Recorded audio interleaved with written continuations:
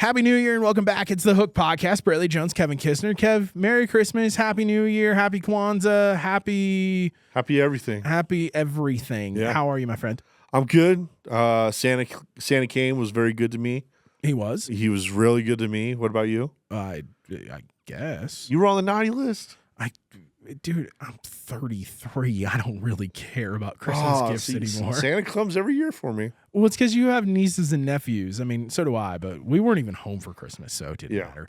Kev, today, as we kick off the new year, I reached out to this guy and I said, hey, I'm a massive fan. There's a song called Who Didn't that I blare all the time that I love. Logan Mize on the show today. The guy has done so much and has been in town for so long. I can't wait to dive into it. It's episode 105 of the Hook Podcast, brought to you by our friends here at 98.5 KYGO. Episode 105 of the Hook Podcast. Welcome back. Brailey Jones, Kevin Kissner. Hello, Kev. How we doing? Good holidays? Good holidays. Good holidays. We're back. We are back. I'm back in the office, and I'm kind of back into the groove of things. Monday was a tough day. Yeah, Mondays are always tough, but hey, we're back on the podcast. We have a great guest lined up. Yes. And I think this is going to be an interview that's going to shock a lot of people. I think so too. I reached out to this guy and I've been such a massive fan, and Kev knows this because I've been screaming at the top of my lungs about a couple of songs that this guest has put out that I absolutely love. And I think it's part of being a small town kid, and he's a small town guy. Welcome Logan Mize to the podcast. How are you, man? Great. Thanks for the nice introduction. We are massive, massive fans of you, and Kev has 2 whole pages of notes. I have an entire iPhone notes thing full of notes, and I cannot wait to dive in some stuff. But you're a Kansas guy. So yes. Where do you lie on the football spectrum? That's the real question. Are you a Chiefs fan, or are you over on our side and a Broncos fan, or do you root for somebody else like our producer Dan, who's randomly an Eagles fan?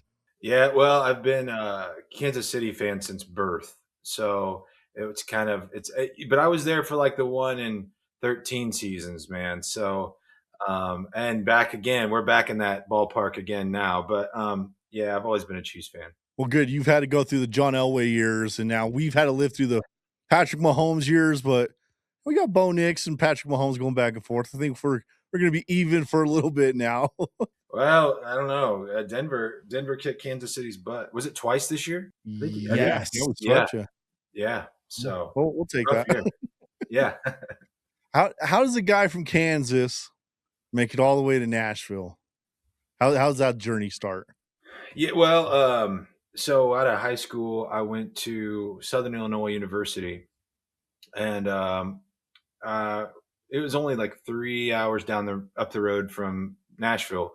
And I was writing songs already. I had a guitar. I was playing little bar gigs in Carbondale, Illinois. And I met a guy, and he was like, man, you should go play the Bluebird Cafe. I didn't do a lot of covers. I just liked writing. And so he's like, you should go play the Bluebird Cafe sometime. I'm like, I don't even know what that is. But he's like, well, they have an open mic night on Mondays. And so we didn't have practice on Monday. I played football at school there. And I was like, all right, I'll give it a shot. So I drove down and fell in love with it. And not so much the performing in front of people part. That took a long time to kind of get comfortable with. But I loved writing the songs and just tweaking on that nonstop in my dorm room. And next thing you know, I was going down to Nashville every Monday. And about halfway through my junior year at school, I was tired of playing sports in college. It felt like a full-time job, and I wasn't really a school guy. Making it to class was like pulling teeth for me.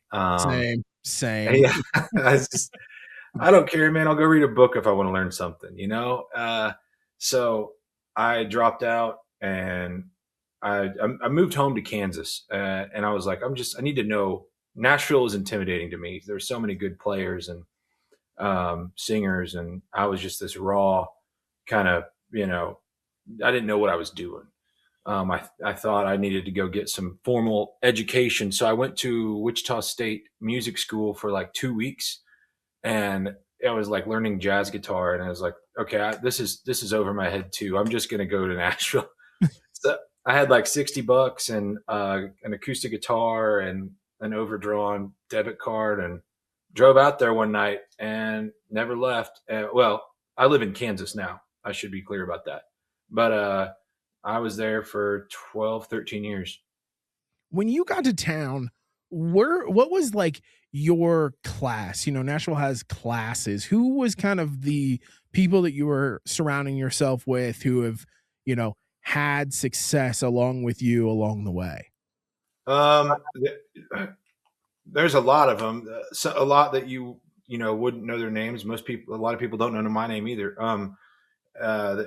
That turned into songwriters. You know, artists that were really good artists, and now they have hit songs on other artists. You know, who you guys have probably heard of Randy Montana, who at the time when I got there, he was like this going to be the next big thing as an artist, and now he's like the greatest thing as a songwriter. He's had 8 number ones now, and he's a good friend of mine that you know we kind of started out together. Um, trying to Brett Eldridge would have been about my time. Claire Dunn, Colorado girl. There's a good number of them that were getting to town about the same time I did. 2006 is when I moved there. When you were playing Bluebird and you were playing in college and stuff, was it always country music, or were you playing to kind of a different genre? And then when you were going to Bluebird, did it transition into country music? Yeah, I always loved country music. My parents didn't listen to it. I grew up in a town of like 200, well, outside of a town of 200, Peck, Kansas, and my parents listened to a lot of rock music, Aerosmith, Led Zeppelin, Elton John, a lot of 70s anthemic rock stuff, and which I love to this day. But I kind of fell into my own. I found country music on my own, just because listening to the radio, I was like, this kind of sounds more like what I'm growing up around. This sounds like what I'm seeing on a day to day basis. We lived on a dirt road, and you know, everyone drove muddy trucks and whatever, and it just no one was really listening to country music in my family. So I kind of gravitated toward it on my own and discovered, you know, old country, and I was even into like Mellencamp and Tom Petty and stuff like that that sounded country in a way to me. You know, it was just heartland feeling, and so that was kind of where I started. And when I started writing songs, it was just a little blend of all of that. Was there one country artist that kind of grabbed you? Like for me, when I was in middle school, I went into the hip hop phase, and I've been listening to Usher and Akon. Then I get into high school, and it was like, oh, there's this Keith Urban guy that plays the song "Kiss a Girl," and that's what kind of grabbed me and brought me back into country music. Was there someone like that for you? Yeah, my very first CD was Alan Jackson's "Living," a lot about living, and I was in 3rd grade, and I listened to it nonstop over and over, Chattahoochee and all that stuff. And I think my parents thought I was crazy. My dad went and got me a Gordon Lightfoot CD because he was thinking, well, he's into country, you know, like whatever. I didn't get into Gordon Lightfoot until later, but yeah. And then I think after that it was Tim McGraw. It was like mainstream stuff early on. It wasn't until later I kind of found some alt country stuff, some more underground. And then when I got into middle school, high school, Red Dirt was really taking off. And um, you know, being from South Central Kansas, all those Red Dirt guys like Cross Canadian Ragweed, um, Randy Rogers, those guys were all coming up and playing in Wichita. So Pat Green, Jack Ingram, um, all that Great Divide, all that stuff I kind of got into. So um, there was a lot of that influence through high school, a lot of the Red Dirt stuff, because I kind of felt like, you know, I was a little north of that scene, but that's what everybody where I grew up around was really into. So I love you talking about Tom Petty because I came to Tom Petty later in life. I grew up on Matchbox 20 and R&B and In Sync, but I feel the Tom Petty in some of your music. Is that something you try to kind of sneak in there from time to time? no, it's subconscious. I That was like probably the biggest phase I ever went through was the Tom Petty phase. Well, I knew Free Fallin' as a kid, right? I mean, that song came out when I was 6 years old. But then from there, I found like his older stuff, like Refugee and whatnot, the '70s Tom Petty, and then Wildflowers came out, you know, when I was probably 4th or 5th grade, and I appreciated it. I knew the hits, but when I got deeper into learning guitar and whatnot, that was the one artist I just really gravitated toward. Sonically, like his records sounded the most pleasing to me, and I loved his songwriting. I liked how versatile he was. And so when I write, I'm sure there's a lot of those tendencies that just come out because that's what I've probably listened to the most in my life as far as repeat records, you know. I came up on, like I said, the NSYNC and those things, but I remember when I started in active rock radio 15 years ago, I was like, I need to just go dive into some of this music that I don't know that can be considered classic rock, but was active rock. And I remember watching Sound City, the Dave Grohl documentary that he did, and they were talking about Petty doing those records at Sound City and just listening to the vocals and the way that they produced it on 2-inch tape. I was like, okay, that's what I need to go and dive into as a musician and kind of like hear those idiosyncrasies of things. And like you said, it's sonically, there's a lot of music out there that you don't realize is very Tom Petty based. Yeah, he was an artist's artist. You know what I mean? Like every artist who's, had success since the late 70s, early 80s probably listened to Tom Petty. And you can hear, I mean, even Nirvana, those drum sounds in the Nirvana record are like the Damn the Torpedoes record, Tom Petty. It's the same sound, and that's a lot of that's that room. But I would be surprised if most modern, rock guys aren't like, oh yeah, Petty's at the top of the list. When you first got to Nashville, was it exactly what you expected first off? Like going up and down Broadway or finding Music Row or anything like that?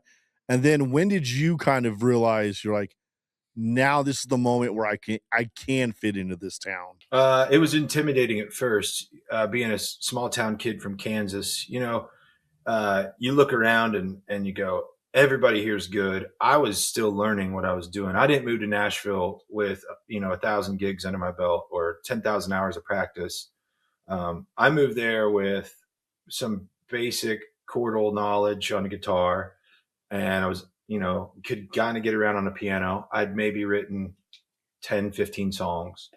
So I didn't get there extremely confident.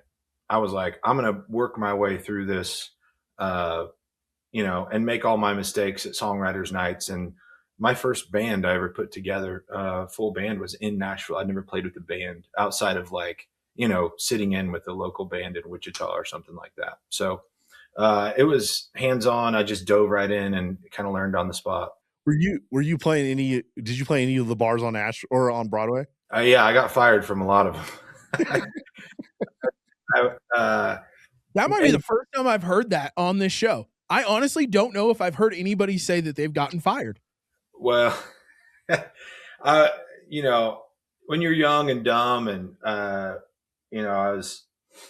it was a different time. First of all, Broadway wasn't in 2006 what it is now. It was a lot of like local historic bars, and it wasn't like you could go down there on a weekend and it wasn't crowded. You could go. I had a Wednesday at I think it was noon to 4 slot acoustic at this old place called Paradise Park. I think it's Jason Aldean's now, but I would go in there and I'd play for 3 and 4 people at a time. And then it'd be a rotating door. People would come in, you might make some tips or whatever, but it was never every bar's crowded and it's got a country singer's name on the front, So it was pretty forgiving. You could make a lot of mistakes, but you have a couple drunken nights and, you play, Meat Puppet songs or something like that. And they're like, don't come back anymore. You're playing Chop Suey or something. Yeah. Yeah. I feel like now you can play any of that stuff out there.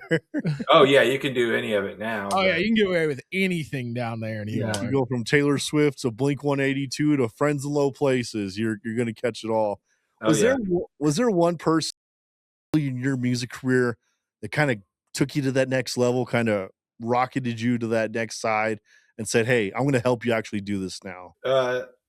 Yeah, there was a guy, a songwriter named Brett Jones, and he wrote some big songs. He wrote Little Past Little Rock for Leanne Womack. I'm trying to think songs you might know. There was a song he wrote called Don't Ask Me How I Know. It only went to number 14, but it was my favorite song that came out in 2005 by Bobby Pinson. And who was like my favorite artist when I moved to town. And Brett ran into him happenstance, friend of a friend of a friend kind of thing. He was looking for young writers, and I came into his office one day and saw the plaques on the wall. I'm like, oh, I know all these songs. You Won't Ever Be Lonely for Andy Griggs, a big hit in the 90s. I was like, I used to play that at college bars. And I played him a couple songs, and he signed me to a publishing deal. And, before I really even knew what that meant, basically, you get paid to write songs every day. I think it was $16,000 a year, which at the time was, I'm rich. What am I going to do with all this money kind of thing? When you're 21 years old, $16,000 seems insane. Yeah, so he kind of helped me out. He got me, he had a mic, and he had a little studio set up there, taught me how to sing on a mic. And it, I'm sure it drove him crazy. It probably took me 100 takes to sing my first song. It was totally different than singing live and having to, you got to find your character, and you got to figure out how to be a communicator, and it's just a different art form. And I had to figure it out. And he was really patient. And it only lasted a year, but it was a very productive and positive year. So he was kind of the first one that gave me a break. And there was guys running in and out of there. Billy Currington was in and out of there all the time. Dallas Davidson, Jamie Johnson, Randy Hauser.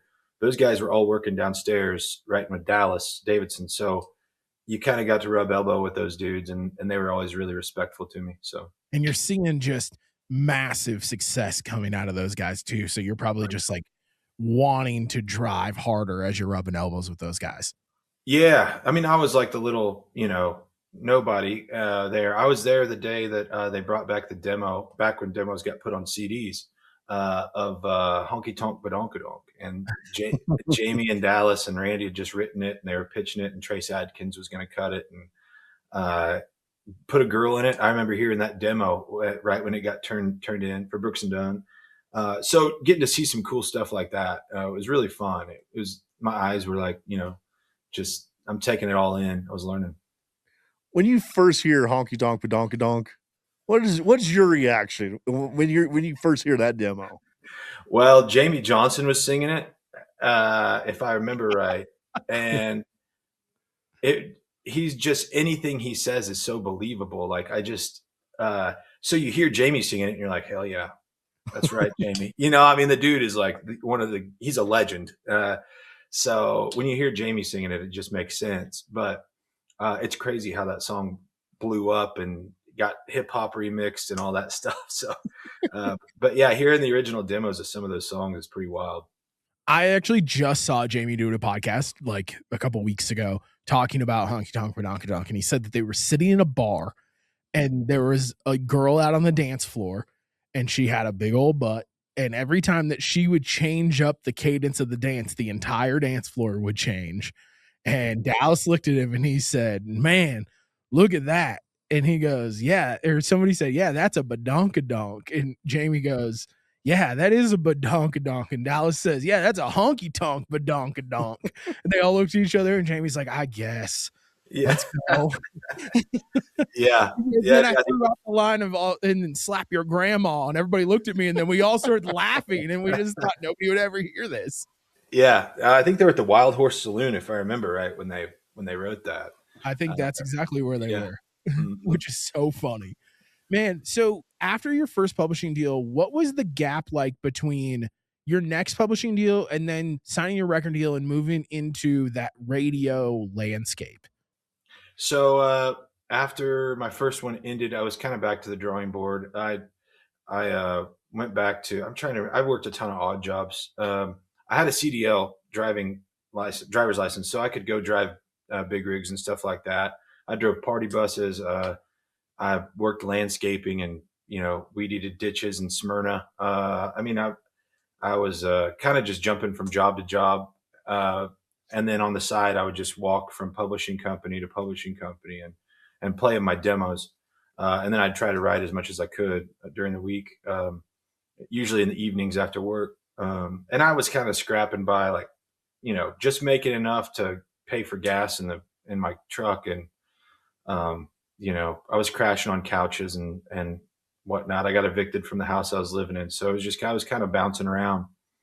And it took me probably a full year and a half to get another deal. and it was with a company called Big Yellow Dog.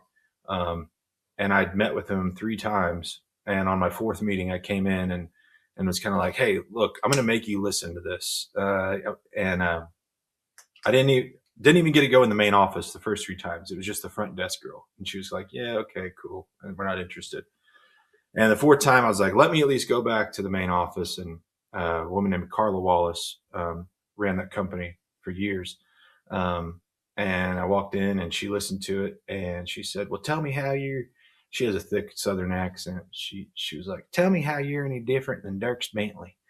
And I was like, I tried to come up with I'm like, well, he's not a Southern guy. I'm not a Southern guy. Most of these country artists are very Southern, and you're probably just confusing, a non-Southern typical country artist. I don't think I'm like Dierks Bentley, and my singing on those first demos was really bad. It was really rough. But I argued my way into a publishing deal, and before long, we were off to the races, and they acted as my label and publisher for a lot of years. So it was a good deal, but I really had to fight for it. When you put the first record out and they said, okay, this is going to be the single that we're going to send to country radio, you were in the time of real radio tour. And we were kind of talking about that before the podcast of, coming into these stations and playing the same, 3 songs to program directors and whatever staff would come by. What was that whole time like for you? And did you want to be on the radio, or was it more, I want to be a songwriter and I'll put music out, but I really want to be a songwriter? I'm trying to remember because I was, it's 20 years ago when I started, and I loved writing songs, and I loved playing with my band. And really just wanted to get out and tour and see the country and play my songs and hopefully get a hit. As an artist, I think I was pretty artist focused. But it was the time, obviously, before, there was Facebook maybe, and there was MySpace, but you didn't really share much on there. It was just it was still very industry heavy, where you got to get a deal and you got to get the label to promote you. And if you get that lucky, then you got to take advantage, because you're either getting put on a shelf or getting dropped. So you just start heading out to radio stations. And that was the first taste of like, oh, I don't know if I want to be an artist. This is a lot of stuff I didn't know you had to do. It was a lot more involved than and I wasn't with my band. I was just out by myself with a radio rep and a guitar for, months, maybe a full year. So it was a lot to take in. And it was a lot of learning happened. Speaking of learning, you ended up going on tour with Dierks Bentley, Eric Church, Lady A. You've kind of opened up for all of them, right? Even Blake Shelton a little bit. I didn't open any shows for Blake. I did a country cruise with him. I think it was 2012, maybe. He did a Blake Shelton country cruise, and I got to go on that. And I was like a younger artist on the thing. But I did a lot of shows with Dierks. He was fantastic. Gary Allen was one I did a lot of shows with early on. And they were really cool artists to be out with. They just very kind, and Dierks especially offered a lot of encouragement and, hey, come on the bus and have a beer after the show kind of thing. He was really great. So, and that's pretty rare, most, a lot of artists, they could be like, Was there something you learned maybe from watching them all perform? We were like, oh, I'm going to take that technique and maybe put it in my show, or just kind of see how they work the stage and work the audience. Did you kind of game plan and take little pieces from all those guys? For sure. Yeah. One thing I noticed with Dierks especially is how well he treated his crew, and being on his bus around his band, it felt like a family atmosphere. I got off stage one day, we played a festival together, and my kids, this is later down the road, my kids and my wife were there on the bus, and my wife Jill had the kids like bicycles or tricycles or whatever out by the bus. And I come off stage from the early set, and Dierks is over there just chatting with, my kids and my wife. And I hadn't seen him in a couple years, and it was just there was a level of professionalism there that I looked up to a lot. And it's like, man, it's relationships are important, and this guy's like no ego. You know, he doesn't think he's the most important guy in the room. He makes everybody else feel like they are. And that was something I really wanted to take away. And then probably the most important thing I learned. Man, so I want to dive into a bunch of your music and kind of get in the nitty gritty because that's what this show is all about. But as a small town kid, one of my favorite, and I would put this up in a list if you told me to tell you my top 25 favorite country songs. And this was an outside cut for you, but Who Didn't is like my life growing up. I grew up in a small town in South Dakota. My grandparents lived in a town of less than 1,000 with no stoplights in Wyoming. And every day after work, my grandpa would drive by the bank and check the temperature and then come to the house and write it on a calendar. And then he'd write down the temperature that was on his thermometer on the deck. And that song, when I heard it for the first time during COVID, I was like, this is a song that I wish I wrote. It is literally my life. How do you get to a song? And first of all, it's written by Ashley Gorley, which is crazy, but how does that song fall into your lap? And how did you make the decision on, okay, I'm going to cut an outside song and that's going to be one of the ones I'm going to really run with? Well, first of all, the story about your grandpa writing down the temperature is amazing. Recording everything is very much that generation. I love it. But wait, what town in South Dakota? I grew up in Spearfish, South Dakota. My grandparents own a big piece of property in Sundance, Wyoming, just right outside of Devil's Tower, where the Sundance Kid was captured. And so, like, Very literally, we have no stoplights. My grandpa owned the grocery store. My uncle ran the bank. My aunt worked at the bank. Like, I mean, it was just that whole song is my upbringing. My wife grew up in southern South Dakota, and she had 12 kids in her graduating class. And so, like, that song resonates for us. My wife actually just posted it on TikTok the other day randomly. We went home for Christmas, and she was like, this song hits harder when you're home. And she posted it. And I was like, that's the perfect song. That's amazing. Well, I'll come back to Spearfish too, because I got a good Spearfish story. But heck yeah. Yeah, that's very much like how I grew up as well. My grandpa owned a grocery store too. And my dad's the butcher there still to this day. But I'd already moved home to Kansas. So once I kind of didn't have to be in Nashville anymore, my kids were getting into school age. And I want my kids to grow up how I did in a small town in the Midwest. And so we moved back. But there's a great songwriter, Nicole Gallion, and her husband, Rodney Clausen, another great songwriter. She's from Kansas, from Sterling. And she was thinking about moving back to Kansas too at the time.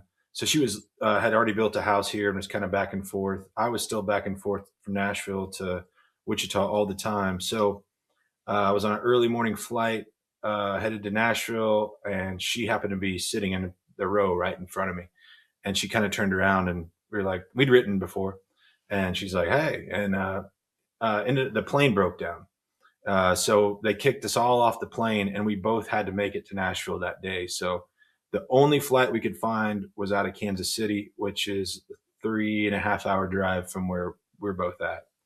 And I was like, I'm going to rent a car. She's like, I'll go halvesies with you. Let's drive to Kansas City and we'll fly to Nashville. So we had 3 hours to talk.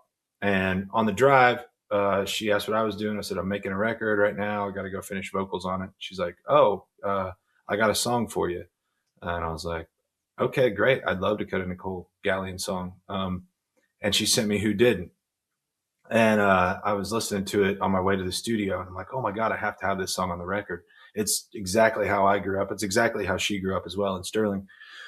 And I played it for my producer, and he's like, oh, 100%. We're doing that right now. So the vocal session turned into, we're also recording that song today.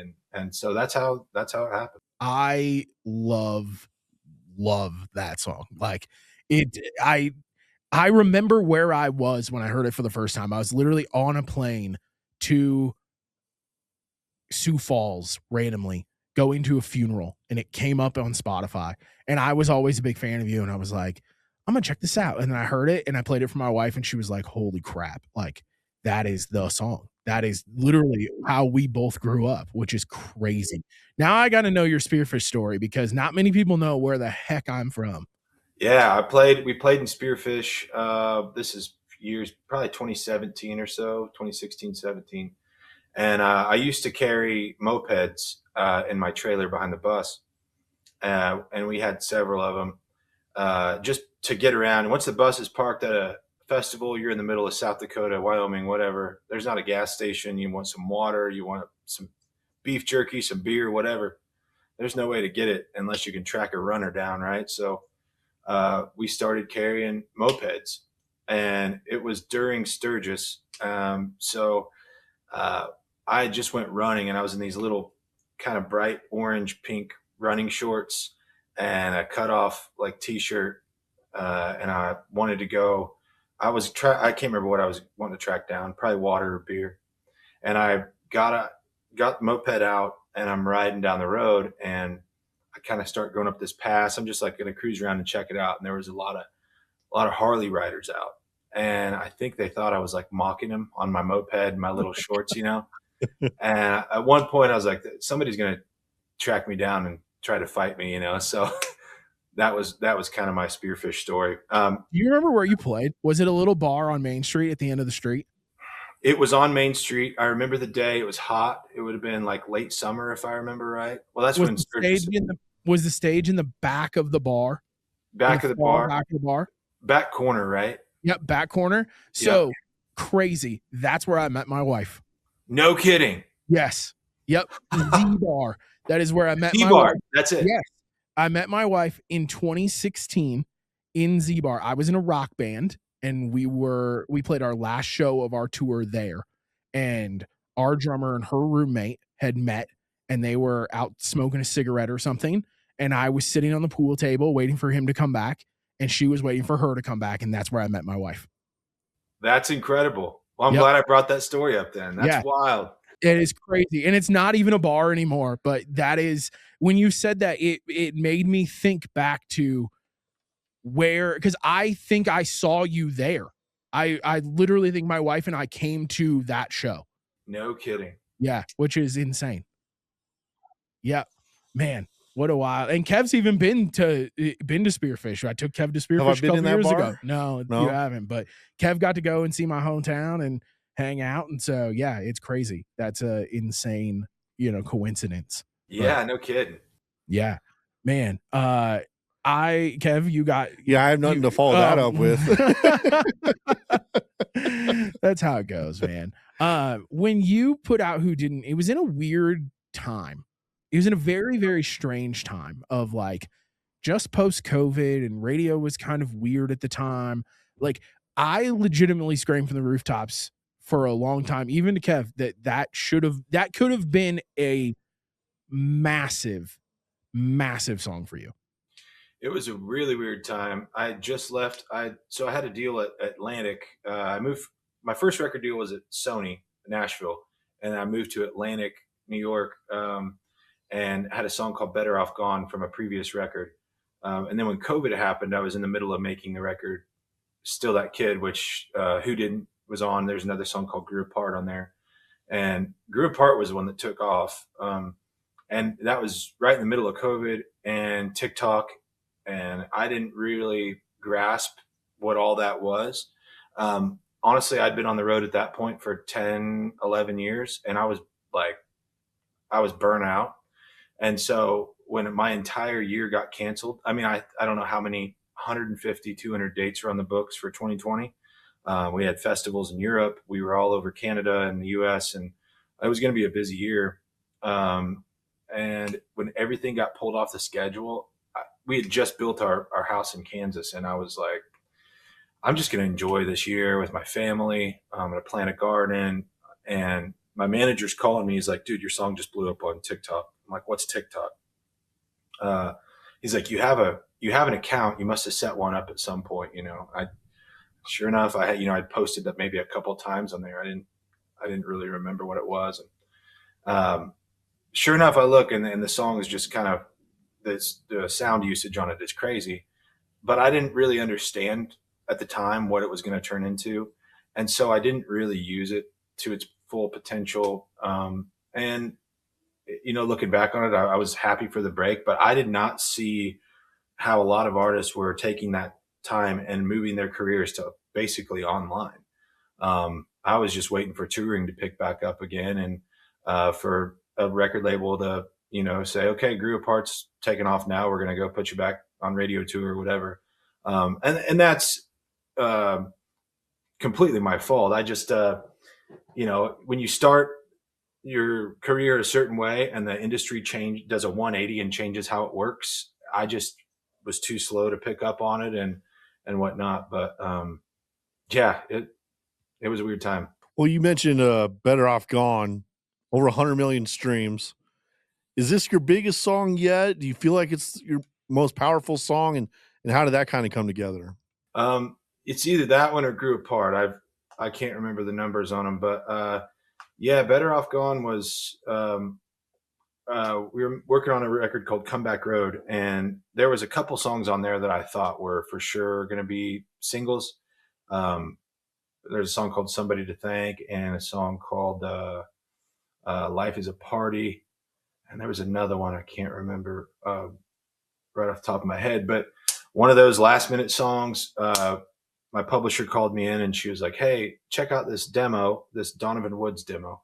And it was real acoustic, kind of like a weird, just like a kick drum and acoustic guitar is it, and really soft vocal. And I was like, that's a really cool song. She's like, well, a couple people have it on hold, but if you want to cut it now, I bet you I can clear it. So she did. And I went in the studio and I loved the song. I thought it was really cool, very unique. But I didn't see it taken off the way it did. And that happened organically. We put the record out. I was really focusing on them up tempo, kind of heartland anthem tracks.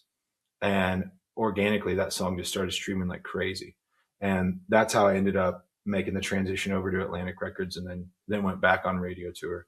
So it was really cool. And I mean, that was one of the songs where it didn't matter if we were in Germany, the UK, Canada, Europe, or US. I mean, everybody was singing that song back. I knew we had something. That's so cool too. When you get to, I was talking to Drake Milligan about that because he's got a massive following overseas, and just how different it really is and how loud it is. And I remember hearing Dave Grohl talk about writing Monkey Wrench, that he wanted to write a song for the European crowds because they all jump at one specific tempo. So he literally just played a guitar and jumped and just found the tempo. So I think that's so cool. It just like breaks through all of the language barrier, which has got to be insane. For sure. Yeah. And a song like that, now, I mean, it's a simple song, but writing a song like that is a lot tougher than you think. Just, it's like, quit thinking and just feel it. And that's kind of one of those songs. And when I play it every night out on the road, it feels good. The crowd likes it. You can tell it feels good to them. And it still holds up. You mentioned Donovan Woods, and I want to get into Grew Apart because, like you said, it blew up on TikTok. And what I thought was awesome was you have two versions of it, which you don't see that very often. And if you didn't know there was two versions, you'd be like, oh, hey, I know that song. And then you get the Alexander K version. How did all of that kind of happen? And did you guys cut the original version first and then go back and say, okay, let's go with her? And how'd you decide on her to cut that version with you? Yeah, so I think the first version was just me and Donovan. And at that point, I was like a diehard Donovan Woods fan. I knew every record. It was like my traveling music. If I was going through an airport or, on the road traveling, I was probably listening to Donovan Woods. And I just thought he was so great. He still is great. But I was like, I heard Grew Apart. We were coming off the tails of Better Off Gone. And I was like, hey, man, you care if I cut another one of your songs? And he's like, absolutely, go for it. Or like, but this time, you want to come sing on it with me? He's like, yeah, let's do it. So he came in the studio, we did the song together. And it turned out great. And, but to me, it felt like it needed a female voice on there. And I just come across, this girl, Alexander K, who was like doing her make coffee with me videos. My manager reached out and was like, dude, she wants to come sing with you. I was like, great. So she came in and did a version. And then I was worried that the two versions were going to compete with each other, but the opposite happened and they both kind of helped each other out. So it was kind of a perfect storm for that song. I want to dive into out-of-state plates. Yeah. I love. We talked about some outside cuts.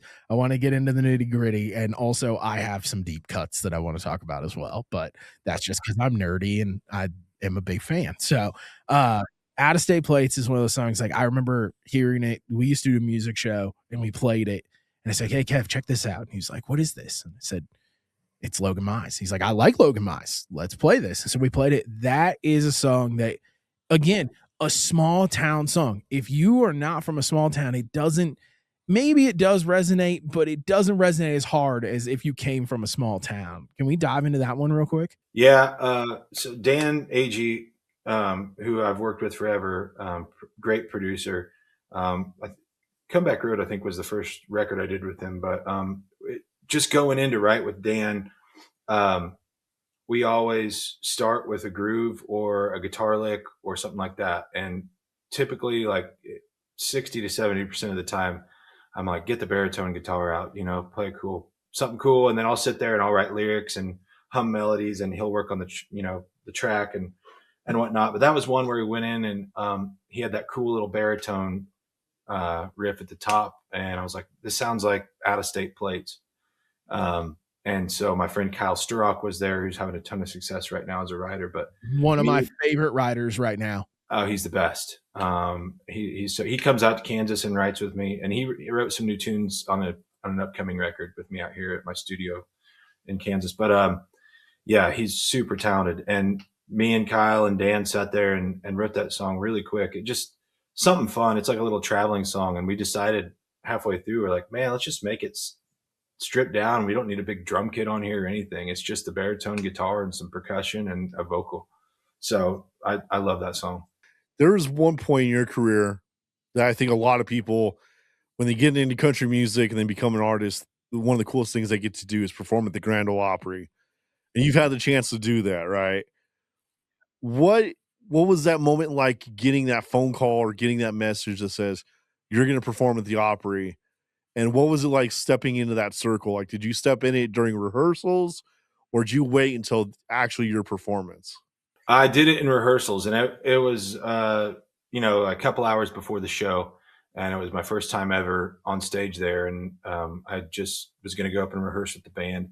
And it's just weird to see the circle, it's like this infamous thing that you've always heard about.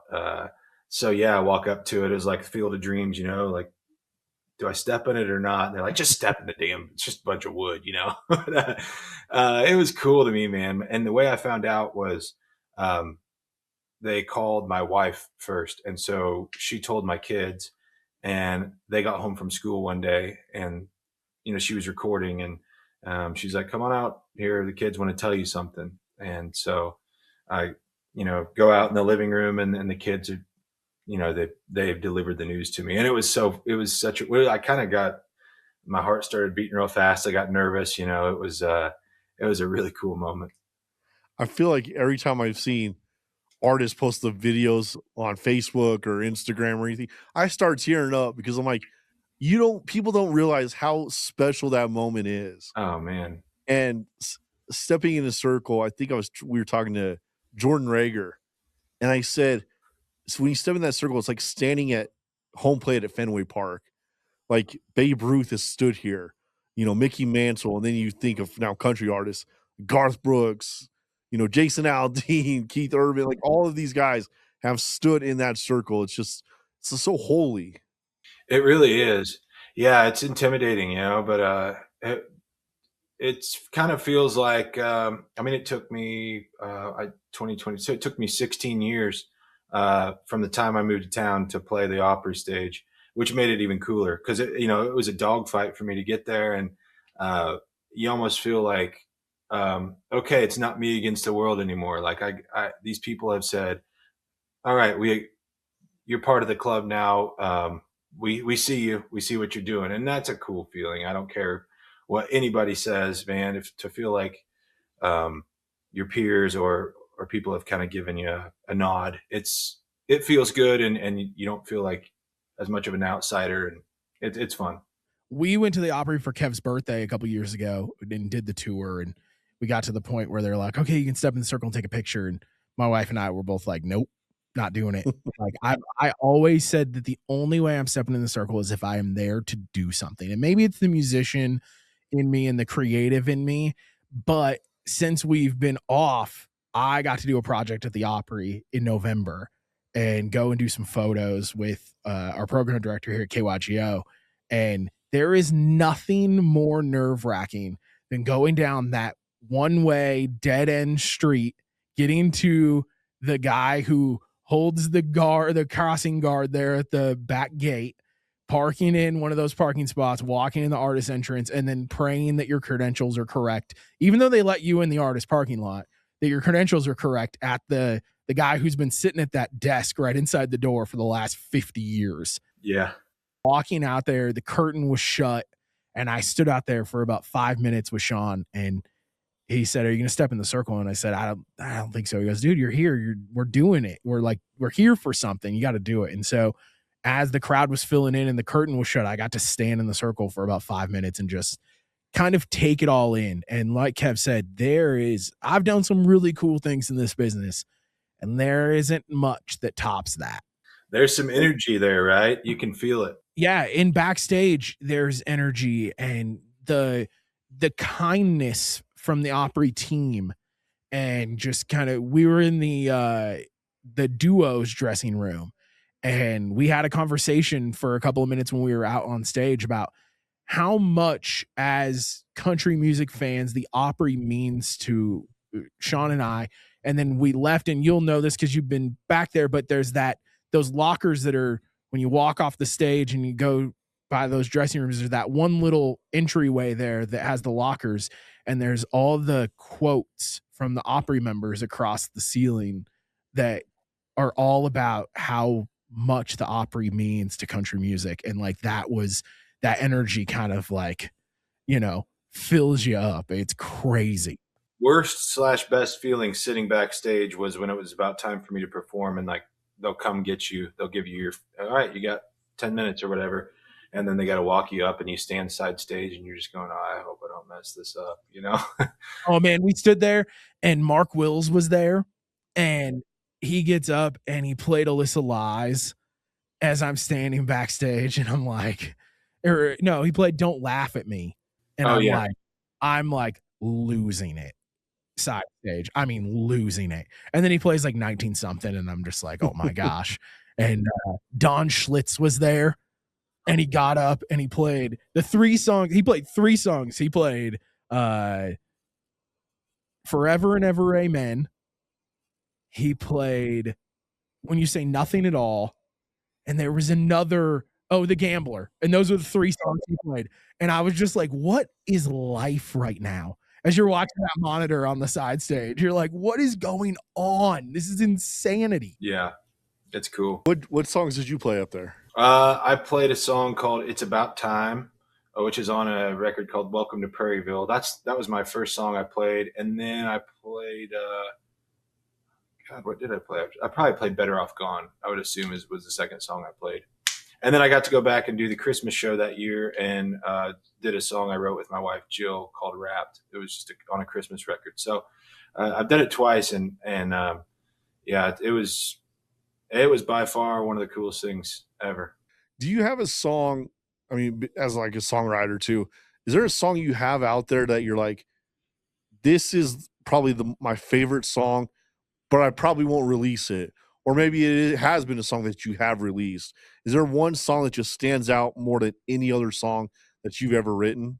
Yeah, It's About Time was a song I wrote, just a solo, right? And that was my favorite song on that album, Welcome to Prairieville. There's a bunch of them, because I think the record I'm about to put out might be 8 or 9. I can't remember. So there's a pretty big catalog of songs that they're all your babies, right? You love them all. The early stuff, there were songs that I look back and I'm like, okay, I could have done without that song. But 2017 and forward for me have been like, I'm pretty close to all of them. So you want them to have a life, and some perform better than others and some just don't stick, but I'm pretty close to all of them. I love Logan Mize deep cuts, so I'd love to dive into Last Hometown.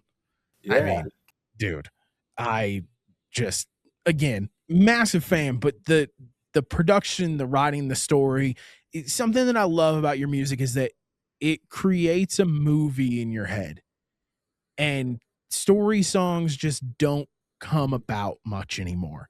Like we just don't have those.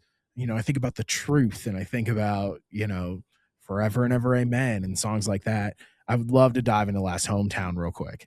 Yeah, that so there's a songwriter, Colton Venner, from Texas, and I heard a demo of his 2020, maybe 2021, I can't remember, and just fell in love with it. I was like, man, I love the way this guy writes songs. And when I started my career out, I was I was one of those guys, I'm going to write all my own songs. I'm not cutting outside songs. I'm going to, if I cut it, it's because I wrote it. And I changed my tune on that somewhere along the way because I can't remember what song it was, but oh gosh, I cut one outside song. I remember it. I cut one outside song on my very first album. It was called "Do You Want to Be With Me," Rodney Clawson song, and it completely opened up the way I viewed my artist career, because having to sing someone else's song every night makes you a better songwriter. When you're going, oh, I wish I would have thought of that line, or oh, I like the way they phrase this, or I like what they did with the melody or the guitar hook, whatever it is. And so I kind of got into really looking for outside songs as much as I was writing. So anyway, back to Colton Venner. I was just super impressed with his songs, and so I started asking for him to send me tunes. And then one day he was like, "Hey, I wrote a song with Donovan Woods," and I'm like, "Well, that's going to be a killer song." He's like, "Yeah, it's called Last Hometown." I said, "Oh, send it to me." And another one of those where I was like, "Hey, can I just go record this right now?" He's like, "Absolutely, do it." And yeah, it turned out killer. I love the track. It's a lot of fun. I also want to dive into Rural Rock Kid, because that is a song that I think, again, if you're from a small town, it makes sense. But again, it's one of those just real life down home songs. A lot of these, like, is that your mission as you're kind of putting the new music out, is like, I'm just going to be as real as humanly possible? Yeah. I mean, I don't don't like to chase trends or anything. For me, I kind of know my lane, and I'm just going to hammer it over and over again. I mean, if I do it until I'm 80 and it never blows up, whatever. I see this as a long-term endeavor. I'm an artist, and that's the style that I really enjoy. If I was a landscape painter, I'd paint a similar landscape every time. It's just what I like to hear. It's like what I like to feel, and those are the things that I feel like do bring people joy. The hardcore fans that we do have that come out to all the shows, that's what they're expecting. And obviously, there's certain things you can't write the same song every time, but the themes are very similar and the soundscape is very similar. But yeah, I wrote Rural Rock Kid with Rob Williford and Dan Agee, longtime producer who we talked about previously. But yeah, it was just a great day in the studio, and sat down, and Dan had that really cool vibe on the track, and me and Rob were able to hammer out a lot of those lyrics really fast. And I love that. So that's a song right there. That's kind of the one that got away from me. I always felt like that song was really a strong number on the record that kind of got lost in a sea of other probably good songs too. But yeah, I love that song. You have new music coming, and you popped up my TikTok feed the other day, right before I had reached out to you, actually, which was kind of funny. But you popped up in my feed the other day, and you're going on tour in your '89 Chevy, Yeah, hatchback. Like, what are station wagon? Like, what are we doing? Is this something you did before? Like, because you're going from tour bus to station wagon. Yeah. So back in 2016, well, it's a longer story than that. I'll give you the Cliff Notes version. We were drinking Miller High Lifes one night, me and Blake Chaffin. Blake Chaffin and I have been writing together since 2007. And it was sometime like maybe 2009 or 10 where we're hanging out one night, drinking a bunch of Miller High Lifes, and we wrote this song called Good Life, and it was on my second album. But I was like, man, you know, what'd be really cool is just do like a cross country trip in an old, like, you know, Christmas vacation station wagon, you know, that'd be a fun way to tour, you know? And we laughed about it and we bid on some on eBay, whatever. Fast forward to 2012, I was doing an album release tour, and I was playing his hometown, which is Hayes, Kansas. And I show up to the venue and there's this 89 Chevy station wagon there that he had bought for $500. And he's like, surprise, man, your dream has finally come true. And so I'd finished the tour in that wagon, and it kind of became a thing. And so in 2016, I just started doing once a year. I put a tour together. It'd be like a month. And then the next time it'd be 2 months. And then I've kind of done a version of it every year or close to every year since then. But the car is kind of, it runs great. It's got an old Chevy 305 in it, but it's kind of falling apart. I mean, it's on its last legs, and I've talked about opening a bar named Glenn's. That's the car's name, is Glenn, which he got his name a really cool way. But thinking about opening a bar named Glenn, and my dream is to like mount Glenn on the roof, or like have him halfway through the wall, you know, so you can see him on the outside, the inside, whatever. Just a fun way to retire him. But I was like, man, before I do that, I feel like I'm going to do one more last tour in this car, and we're going to see how many states we can hit. And it's pretty ambitious. I think we have everything from Nevada to upstate New York on the list that we'll end up announcing here soon. But we announced the first 4 dates today, so we have Alabama, Iowa, Wisconsin, and 2 in Kansas. But we'll announce a bunch more here in the following weeks. And yeah, we're doing it. So 89 station wagon. So the Hook podcast live from the 89 station wagon when you're in Colorado. Dude, let's do it. We should do something. Like, yeah. I think that would be so much fun. Is that the worst touring vehicle you've ever had? Because I've had some bad ones. I mean, we were in a 96 Chevy Dolphin RV that we built bunks in the back. Yeah. Yeah. I mean, it is. It's the worst, but the best. Because it's you're driving down the road in that thing. It's hard to take anything seriously. So you can't really have a bad day in that thing. You know? Yeah. You're running late for a show.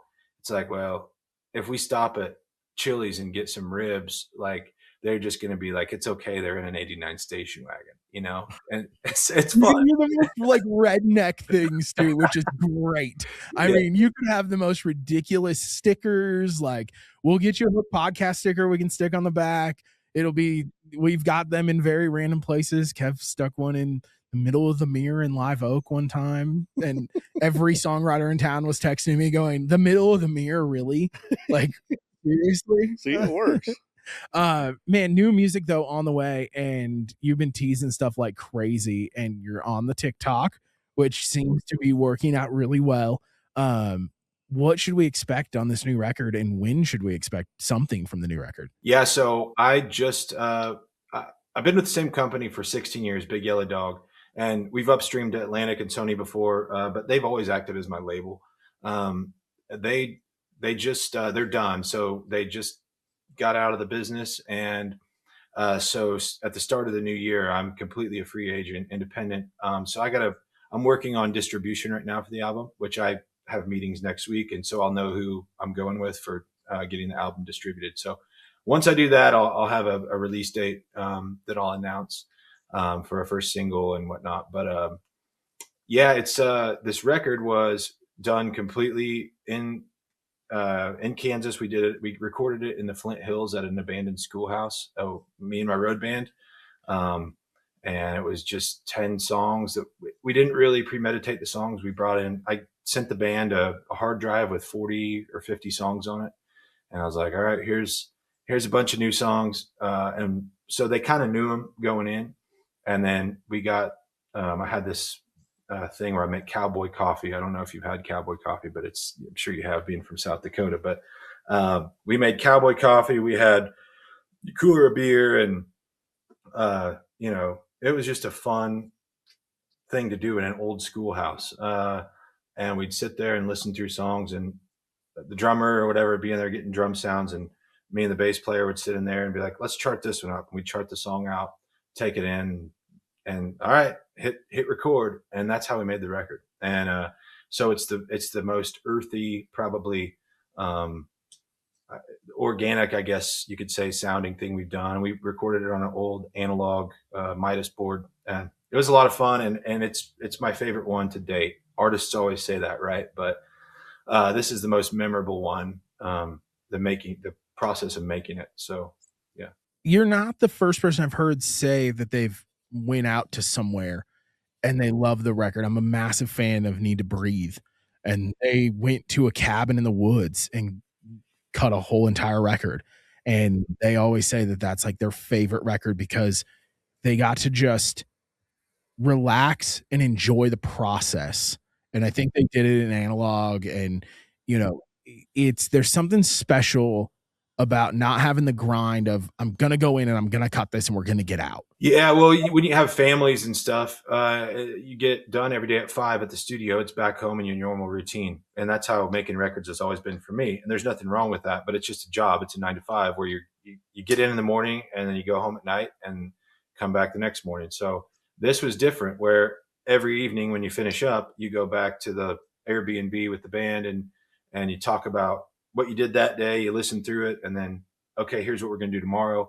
And we had a full week like that. So it was just me and the band in a town where none of our families lived, in the middle of the Flint Hills. And it was just, it was a really fun process. So it'll always probably be one of my favorites for that reason. But I hope everyone resonates with it. Now, before we end every podcast, we have to ask you and 3 other writers, 25% each, who is your dream write with? And it could be country music, it could be a different genre, dead or alive. Like, who would be your 4 that you would, or 3 that you would write with? Oh, I know right away. Tony Lane, first of all, would be number 1 in the room. Oh, hell yeah. He's just like the dude. Oh God, this is hard. I don't want to leave anybody out. You guys are going to make me leave people out that I would really like. Tony Lane. God, probably Rodney Clausen. And man, who's going to be the last one? This is tough.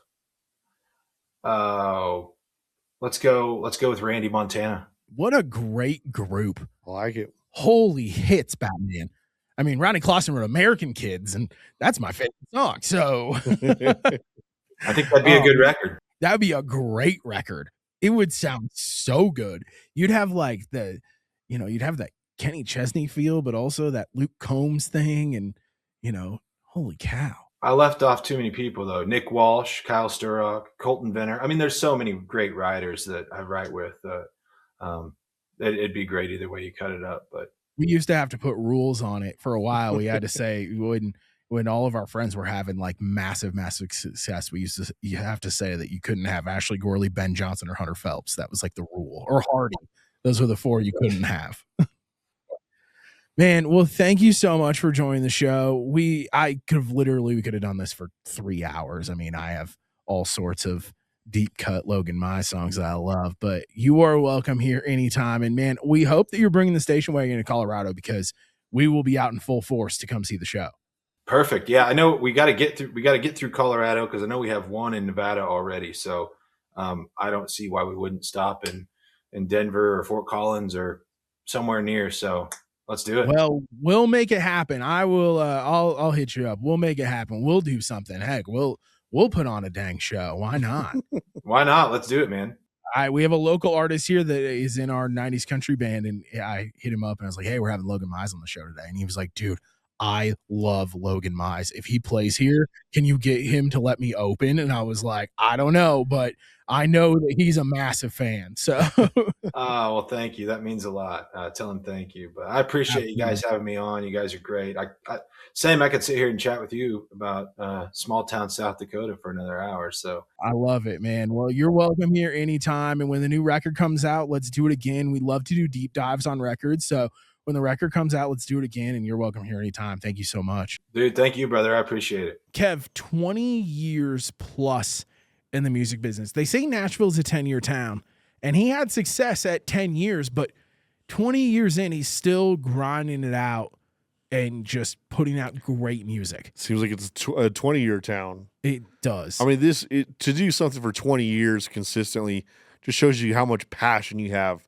for that one thing, whether it is music, whether it's, whatever career choice you go in. 20 years is a long time. And for him to do it in arguably the toughest business, that's pretty remarkable. It really is. And if you want to check out Logan, you can check him out on social. He's been teasing brand new music like he was talking about coming out very, very soon. Go give him a follow on TikTok because he was a little late to the TikTok trend. And he admittedly said that he didn't realize what TikTok was. But go give him a follow. And if you're in a city that he announced on his new tour in the station wagon, I want to see pictures from our listeners in different cities going and seeing Logan Mize and taking pictures with the station wagon. Like, I cannot wait to do something in said station wagon when he comes to town. I feel like we're going to get so squished in there for a podcast. No, dude, the thing's huge. It's massive. It big? Yeah, you should check it out. He's been posting it on TikTok. It's massive. You, me, and Dan and him could all pile in there with no problems. He was drifting the thing the other day. It's awesome. It is so cool. Okay. Check out Logan Mize. You can follow Kissner at Kissner Radio on Instagram, at Brailey C. Jones. Follow at The Real Dan Chavez. You can find him on our Instagram as well. Brailey Jones, Kevin Kissner, Dan Chavez behind the glass. We will see you next week.